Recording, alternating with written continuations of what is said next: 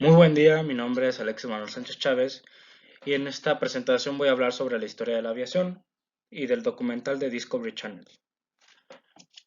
Pertenezco al grupo 1B1 y soy de la unidad profesional interdisciplinaria de ingeniería en Campus Guanajuato. La historia de las aeronaves comienza con su precursor, que fue el aeroplano, el cual era utilizado principalmente como entretenimiento. Este se utilizaba en eventos ante personas en el cual se elevaban un poco, caían en picada y volvían a levantarse. Este era un hecho muy, muy impresionante ante los ojos de la sociedad en ese tiempo. Estas acrobacias eran elaboradas por personas a las que les gustaba la adrenalina y el peligro. Las personas no podían creer que esto fuese real, que personas lograran hacer este tipo de cosas, y era un hecho que le volaba la cabeza a muchos. El primer avión de vuelo fue creado por los hermanos Wright, en la cual fue una demostración en la que lograron volar controladamente una pequeña aeronave. Estos lograron la hazaña de inspirar a muchos para crear sus propias aeronaves, y en esta pequeña demostración de dos simples mecánicos de bicicletas que lograron esto, asistió una persona muy importante, Bill Boeing, que también es conocido como William Boeing. Esta persona era un comerciante de materias primas. Inspirado por los hermanos Wright, empezó a crear sus propias aeronaves y a probar más innovación en ellas y crear una aeronave mejor, perfeccionarla. Empezó a contratar a sus primeros ingenieros y a gerentes para crear unas naves que principalmente eran de madera y telas, y creó así su empresa llamada Boeing, que es la precursora de United Airlines. La primera aplicación militar de estas aeronaves se comenzó a utilizar en la Primera Guerra Mundial. Esta suplía las actividades de los exploradores, los cuales permitían conocer las actividades del rival atrincherado. Estas no estaban armadas. Para ello, la Marina contrató a Boeing para crear 50 unidades, y las cuales se planeaban producir en masa. Sin embargo, la guerra terminó normalizando el trabajo de Boeing, ya que era una gran demanda en estos tiempos de guerra. El transporte de correos. Se comenzó a utilizar las aeronaves de Boeing para mover correos alrededor del territorio americano. Estos se utilizaron ya que el gobierno contrató a Boeing para que así pudiera mover por todo el territorio los correos. Estos llegaban de manera rápida, ya que incluso por tren tardaban una semana en llegar de costa a costa, lo cual en horas o incluso pues sí, en horas lograba hacer Boeing. Esto logró que Boeing creara,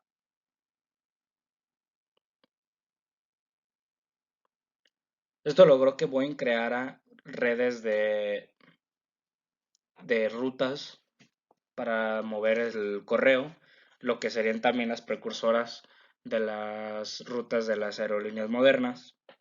Incluso esto sucedió primero que las autopistas interestatales, un dato muy interesante. Sin embargo, esto también tenía sus desventajas, era muy peligroso y el clima siempre era su principal enemigo ante este tipo de transporte de correos. De hecho, Boeing fue primer piloto en hacer un transporte internacional de correo, el cual llegó a Vancouver.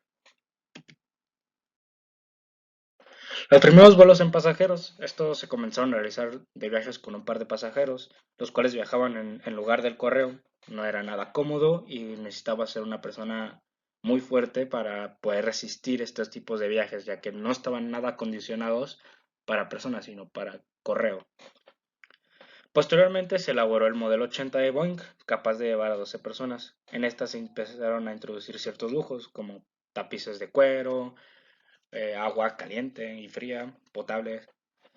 Y también se introdujeron las azafatas, que eran enfermeras para cuidar a los pasajeros en el viaje, que, no que se sintieran cómodos, sin malestares. Y solo era accesible para personas con mucho dinero, porque no era nada barato. Posteriormente se creó el Boeing 247, que fue el primer avión moderno formalmente hecho para pasajeros. En él estaba reunida toda la tecnología de las dos décadas, que eran los 20 y los 30. En él contaba ya con mucha tecnología, incluso con piloto automático. También la cabina poseía calefacción. Douglas Company. En la década de los 30 se convirtió en una aerolínea exclusiva de pasajeros, que incluso fue la primera exclusiva de pasajeros. Esta solo estaba inundada por celebridades y gente acaudalada, ya que como lo mencionó, no era nada barato viajar.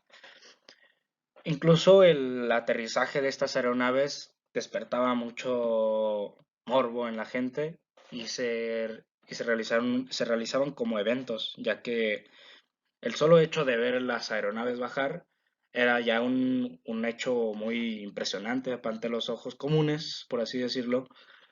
Ahora pues era como una señal enorme de que alguien famoso, alguna celebridad iba a llegar, pues solo ellos eran los que viajaban en estas aeronaves. La decadencia de Boeing Company se dio tras falsas acusaciones de un senador. Boeing fue llevado a juicio por presunto beneficio de los contribuyentes. Esto sucedió en la Gran Depresión. El presidente le retiró el contrato a Boeing de los correos y se lo otorgó al ejército, lo cual no fue una muy buena idea, ya que Boeing ya dominaba todas las rutas y sabía qué hacer contra circunstancias extremas, lo cual el ejército no tenía ninguna experiencia y no,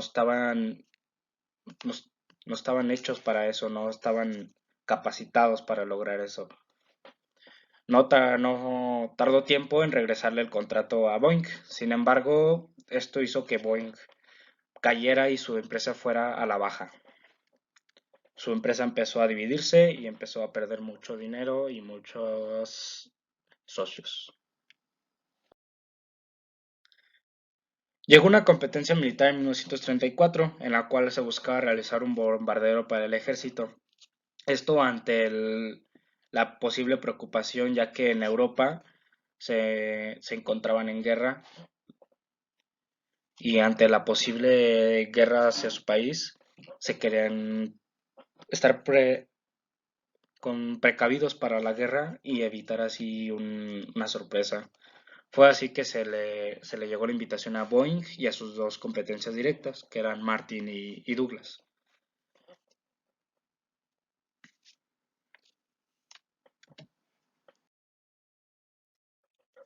Fue así como Boeing Company, que buscaba el bombardero perfecto, el director de la empresa contrató a Ed Wells, un recién egresado de la ingeniería, que después se le consideraría una gran mente aeronáutica. Creó el B-17, el cual un periodista llamó Fortaleza Volante, puesto que sus magnitudes eran nunca antes vistas, eran impresionantes y era una gran nave acorazada muy poco probable de penetrar. Esto después fue para las prácticas y la evaluación del ejército, en el cual había un claro ganador tras toda la evaluación a las tres aeronaves, y era el B-17. Tenía todo, era la nave que buscaba el ejército, tenía lo que pedían y mucho más. Sin embargo, en la última prueba realizada por los pilotos del ejército, iba todo muy bien hasta que en un momento empezó a disminuir su velocidad y fue decayendo hasta que se estrelló en el suelo y los dos pilotos murieron en el B-17. Esto fue un hecho desgarrador, tanto para el ejército como al creador, que fue Ed Wells.